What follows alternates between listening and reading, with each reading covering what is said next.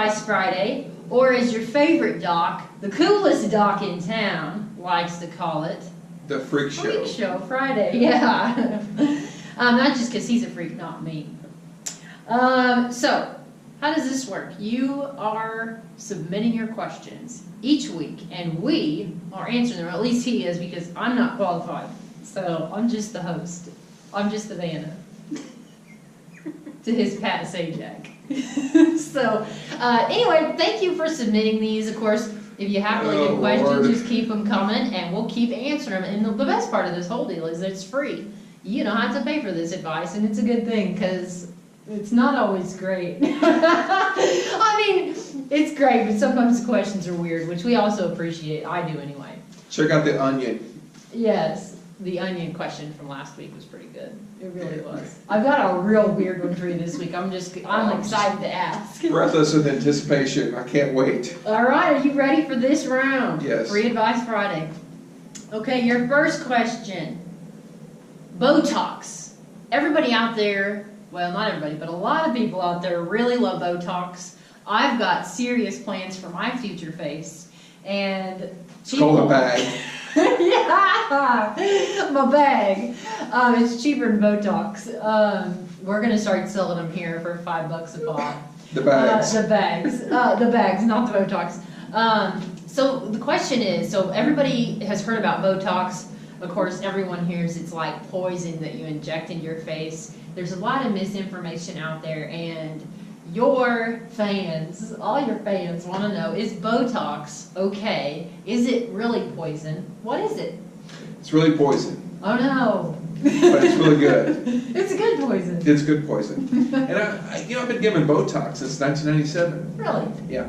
I had some employees that came in. It was a work comp issue, and they had what they call torticollis, which your neck was just like spasm like this. Really? Yeah. And I used to inject them in the back of the neck, the muscles, and relax them so their neck would straighten out. Wow. They could maneuver.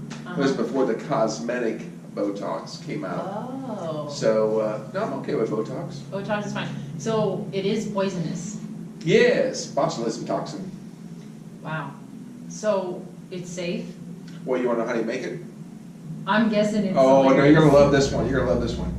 You take a can of dog food, open up the can, put it in the ground for about 3 days, let the heat, summer heat get to it. Yeah. Pull it out, suck up the juice that's rotten. Yeah. That's botulism. Ew. That's what they're injecting into your face.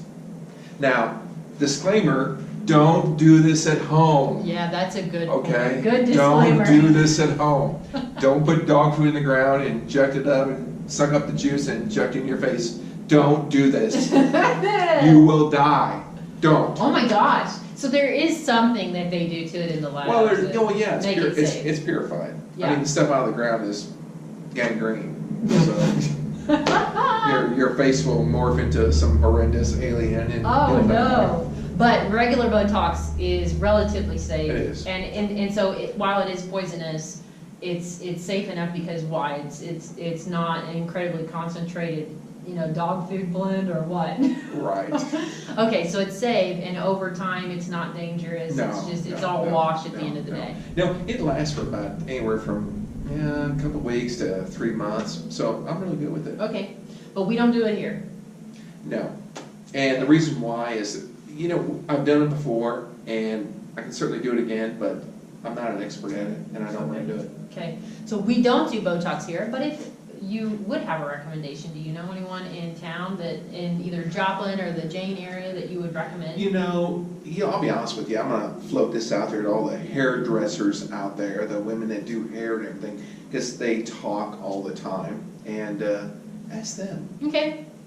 I think that would be a better recommendation than I can give. Because I don't know anybody personally that's very, very good with it, but I think they would. Okay. And they see a lot of people and they talk like, Yeah. oh my God, you look so much better, and blah, blah, blah. Where are you going? What are you doing? Yeah. And they're the ones that know. Okay, so if you know of someone who you think just does an excellent job with Botox specifically, let us know and we'll post it to the page. Sure. Or just post it to this video in the comments below.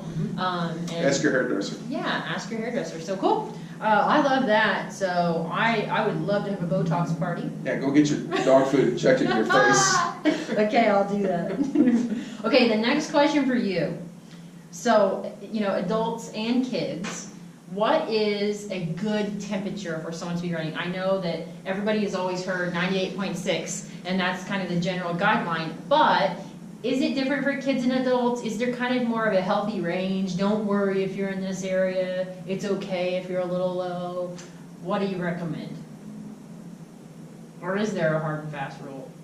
There's not a hard and fast rule, and I'm sitting here and answer this question, but I'm going to get nailed by nurses because they're going to sit there and they'll say, oh, he's running a temperature of 100 degrees, and so, he's running a fever, he's sick as hell. No, he's not. Mm-hmm. Okay? Let it go. Grandma can be 96.5. She's normal. Healthcare professionals get freaked out when their temperature goes up a little bit, but they're like, oh, okay, well, they're 93 degrees, they're fine. No, body temperatures can vary between 95 and probably 100 degrees. So, no, I don't get too freaky about that. So if it is a certain level between, you said it could be 95, 100, it's probably fine. When is a place where someone should be worried for adults and kids on the low or high side? Well, it's not so much about the temperature, it's about the symptoms. Are you I see. coughing, you're running a fever, coughing up stuff, you look bad, now you're running a fever? Yeah. That's something to be concerned about. Yeah. But if you and I were in the Bahamas on a beach at 115 degrees, our body temperature should be 100 degrees. Yeah. Well, we're not sick. Yeah. We're drinking Bahama Mamas. Yeah. Margaritas. Yeah, having a good time. But we're Yeah. not running a fever. Okay. So, All right. yeah. So, temperature, you can't just go by that alone. Okay. Yeah. All right. Actually, to tell you the truth, what the most important thing is the pulse Oh, of okay. a person. And I've won a lot of bets in the emergency room from nurses that somebody would be coming in and coughing up all kinds of green, yellow stuff, and they're like, well, I just bet you got pneumonia. And I look at the chart, and it's like, the pulse is 70, and I said, nah, they don't have pneumonia. Well, I'll bet you $5. Okay, great. So I'll bet $5. And we do an x-ray, there's no pneumonia. And the reason why is when they have a pneumonia, that's an infection of the lung tissue. Mm-hmm. So it's seeding your body with bacteria, which will increase your pulse to get the blood flow going because the bacteria are dilating your blood vessels, lower your blood pressure, heart has to compensate to keep it up. Very cool. Yeah, I've won a lot of money Yeah. on bets On betting. with nurses from pulse. Yeah. Is there a way to check pulse rate at home? Sure, just take your pulse per minute. If it's over, I'd say usually if it's over 100, 110, that's usually a bad sign. And typically bad pneumonias, you're going to see it 130, 140 beats a minute. Wow. Yeah. So really just mostly with the temperature piece, watch the symptoms. Sure. If you're really concerned, don't chance it. Yeah. But probably if it's within a reasonable range around what everyone deems as average, you'll probably be fine. You're fine. Cool. Great response, Dr. Murphy. Your third question. You're like, I don't need you to tell me that. I know I have a good response. Yeah. And I'm not qualified enough to know whether it was good or not, but it sounded good. Do you know the human brain weighs 8.5 pounds? Yeah, what is Except my yours. Yeah, I knew that's where you're going with it. 2.2. My brain, that's, I don't know. I guess I'm just going to go with you on that one. Okay, all my brain knows how to do is ask questions and run a video camera. We're stressing it. So, the third question for you, and I love this question. This is a great one. Oh. Tylenol or ibuprofen, why should you take each of those? What does each of them do? It feels like everyone always gets us confused. Oh, take an ibuprofen for that, or oh, take a Tylenol. What's the deal with ibuprofen, Tylenol? When and where and why should you consume each?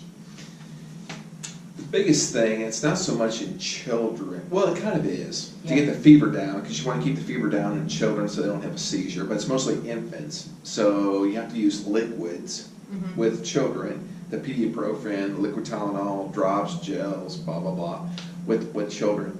Adults, we don't handle fever very well. We feel terrible when we get sick in a fever. I don't know about you, I don't remember you having the chicken pox, did you? I did. Okay. It was real early. Yeah, but you were outside running around having a good time. Yeah. Running a fever of 102 degrees, outside having a good time. It didn't bother you. If I have a fever, or if you have a fever, even at our ages, we feel like we're dying. So Yeah. it's really hard on a body when you get older to have a fever. You can't take ibuprofen for long periods of time without killing your kidneys. And that's it's actually very hard. And this is interesting too, the most dangerous drug out there, and I hate to say this, is ibuprofen. Really? Advil, ibuprofen. More people die from Advil, ibuprofen every year than any drug available over the counter. And we're not talking about Oxycontin, prescription drugs, and all that kind of nonsense you heard. Over the counter. Over the counter drugs that you buy. But Advil last year, I read some statistic, and it wasn't last year, a couple of years ago, but it was like 4,000 or 5,000 deaths from Advil. But it was kidney failure. Because they were taking it like an Constantly. everyday type of thing. Yes. So, And I remember reading one year, Uh-huh. Tylenol, it was an accidental overdosage, which is what Advil was, accidental overdosage. Yeah. But there was only 400 deaths from Tylenol, accidental overdosage. And Tylenol is an incredibly safe drug, but you can't consume a lot at one time. So you can take, 2,000 milligrams of Tylenol, don't quote me, don't do this, over the course of 24 hours, 200 milligrams every 4 or 5 hours, you'll be fine. But if you take 2,000 milligrams at one time, that will actually kill your liver. Jeez. Okay. So it's dangerous in very dangerous. itself. And Advil, there's other things with Advil. It causes ulcers in the stomach, reflux, bleeding tendencies, kidney damage. But I like to alternate them. So I'll take Advil, then Tylenol, Advil, and Tylenol. And children with babies, infants, running fevers, go with the Ibuprofen, the Tylenol gel drops, and alternate them. Yeah. And I think that's very safe. Okay. So don't be pill pumping Tylenol. Or Like it's candy, Advil, like or it's pills. Advil. Or Advil. Either one. But Or ibuprofen. But alternate them. Okay. Take them every other time. So here's another question that's kind of a piece off of this question. What about like NyQuil? I know some people who drink NyQuil like every night. Like it's going out of style to help them sleep. Well, I want to be Not honest. ZQuil, actually NyQuil. I know. I want to be honest here. I don't know anything about NyQuil. Okay. So So I we'll can't have answer. to look into that one maybe. Yep, I don't know. Not sure about that. Okay. Nope. Yeah, I well, don't we'll know. look into that one then because I know First time there's you heard a lot of- doctor say, I don't know. I love that. He doesn't know. I don't know anything about NyQuil. Okay, all right. Well, then that takes us to the next question. So if you have questions on Tylenol, NyQuil, or not NyQuil, don't ask him about it. Yeah, we'll look it up. If you have questions on ibuprofen, Tylenol, or Advil, you can ask, of course, if you have any questions when you come in the office, or shoot us a message. But I think that pretty much rounds it up, though. I mean, that was a pretty thorough response. So let us know if you have any questions. So your next question, is bronchitis contagious? Yes. It depends if it's viral. Well, if it's Okay. viral bacterial, either one's contagious. But I forget what the rule is, 3 to 5 feet between people when they're coughing, sneezing and stuff like that, the water droplets. A lot of the viruses can't survive in an air environment very Oh, really? long. Okay. They dry out very quickly. So 3 to 5 feet, but yeah, you're contagious. Doesn't matter if it's viral or bacterial, you're Okay. contagious. Okay, so just kind of be careful who you cough on. But a lot of people get confused between allergies and bronchitis. Just because you Yeah. sneeze doesn't mean it's an infection. It could be allergies. What's the big difference? Like, what are some symptoms of bronchitis? Well, a lot of people, they sit there and they cough up green, yellow sputum, and that is typically the green and yellow is not the bacteria. That's the white blood cells fighting the infection. Oh, okay. So you're coughing up white blood cells. That's the infection of it. If you see blood, that's a little bit more serious, but Okay. if it's clear, for the most part, still could be viral, but it's usually allergies. Okay, very cool. And we do allergy shots. We do allergy Here. shots. So if Yes. you have allergies and you're interested when you come in for an urgent care appointment, or if you're on the weight management program, or DOTs, if you come in for one of those and you want to add on an allergy shot just to get that taken care of. I know we talked about it in videos in the past. Ask about it. We could just do it right there. In the Yeah, but office. a lot of people get confused between allergies and bronchitis. They're sitting there wheezing, Yeah. sniffing, coughing. But you can help them diagnose that there in the office. Because Yeah. I'm just asking them, are you coughing me yellow, green stuff? No. Well, your eyes itchy, puffy? Yes. Is your nose plugged up? Yes. Is it spring? Yes. Is it fall? Yes. You have allergies. Okay. So you have to kind of narrow it down a little Yeah. bit. And I'm not running a fever. Nobody runs a fever with allergies. Okay, So perfect. if That's they're running a fever, it's not allergies. But you can get allergies to get an infection on top of it, so you get a sinus infection on top of the allergies. So it's not as clear as you think Okay. it is. So it's good if you are able to come in and visit with Dr. Sure. Murphy if you want to know. We can help you figure that out. Yep. One way or the other, and help you with whatever the result is of his diagnosis. Mm-hmm. Okay, so your last couple questions now. These are the weird ones, so I held off to the end because they're the weird ones and they're my faves. Now, there are two of them, and I think the one you're going to answer right off the bat. I'm ready. Is it true that you can get high from licking a frog? It's a real question. Somebody asked, can you get high from licking a frog? No more questions from Dr. So that's a no. I don't even want to answer this. And a frog can't give you I am words. not going to lower myself to your Okay. standard of answering that question. Okay, now, so can you get warts if a frog pees on you? No. Okay, so you're fine with a frog. You can do it if you pee in the middle of the road, but I Okay. don't want peas on you. Okay.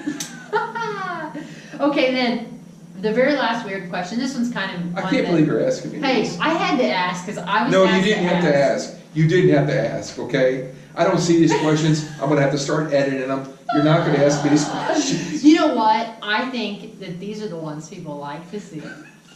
People want to know about the bronchitis, but what they really want to know is about these frogs. They want to know if you pee in the middle of the road, can you get pregnant? Yes, yes. Okay, so the last weird question. This is a good weird question, okay? No, it's not. Okay, maybe not. So, is it true the saying, beer before liquor, never been sicker, liquor before beer, you're in the clear? Is there any truth to that? Michelle? Strategic drinking? Can we end this conversation right We now? can. You don't know? No, I don't know. Okay. Hydrate.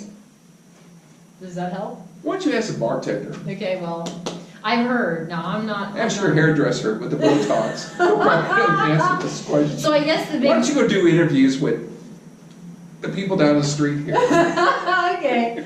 I'm just gonna do a me on the street asking random questions. So I guess. Oh, that's gonna work great. So the thing is, frogs we don't know about. The other one I've heard, if you're drinking, hydrate as much as possible. That'll help with a hangover. If anybody wonders why we're calling this the Freak Show, now There you go. know. I held off right to the end, but if you made Praise it this Jesus. long, now you know why it's the Freak Show. And I think that's all the questions for the week. God, thank you.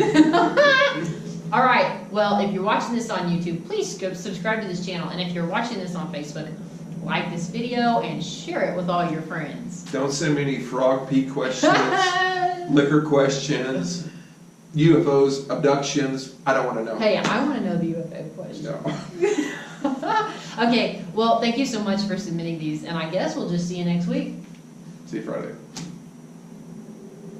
Perfect. God.